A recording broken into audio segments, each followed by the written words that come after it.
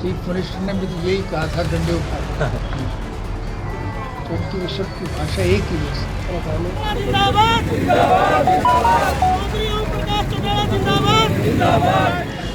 कैसे? उसने कहा कि पहले पैसे लेके काम तो कर दिया कर, अब तो ये ऐसे लुटेरे हैं, पैसे भी खा जाते हैं, काम नहीं करते। लेकिन एलनाबाद के उपचुनाव में इंडियन नेशनल लोकल पार्टी के उम्मीदवार के खिलाफ सरकार के समेत सारी विपक्षी दल इकट्ठे।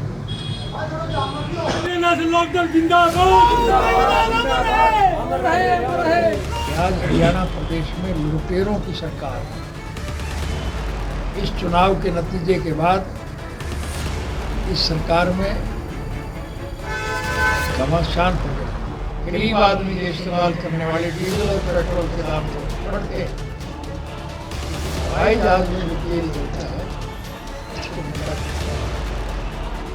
हवाई जहाज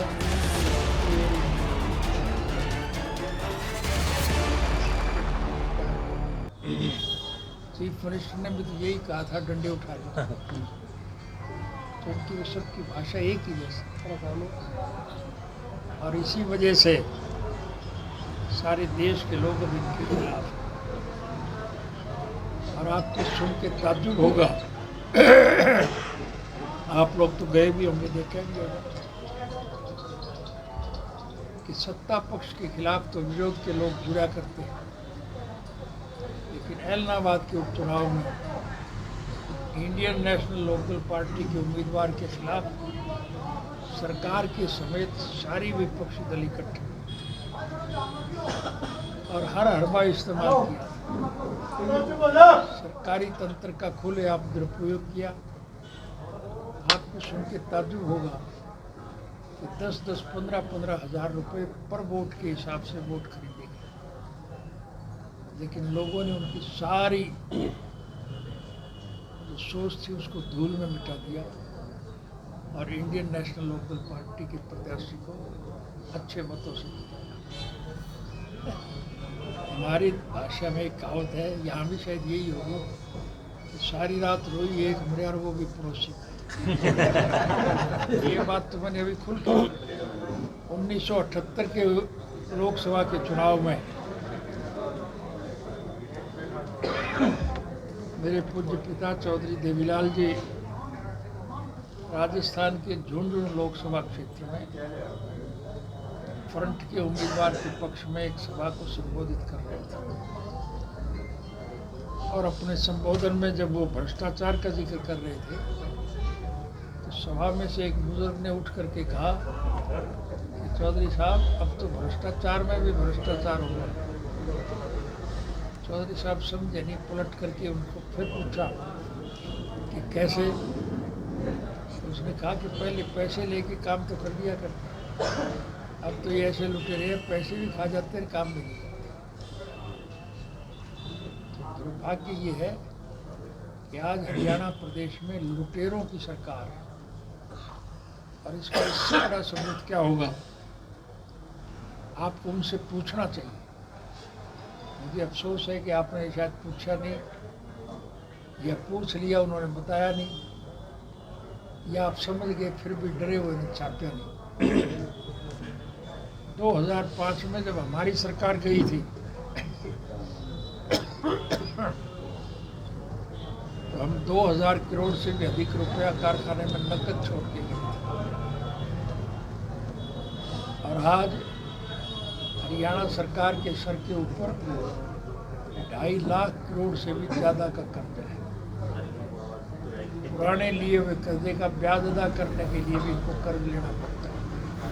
कर्मचारियों को तनख्वाह देने के लिए हर महीने इन्हें कर्ज लेना पड़ता है। इनसे आप प्रश्न पूछना कि विकास के नाम पर तो कोई एक ईंट नहीं लगी, स्कूलों में टीचर नहीं है, अस्पतालों में दवा नहीं है, बेड नहीं है, डॉक्टर नहीं है,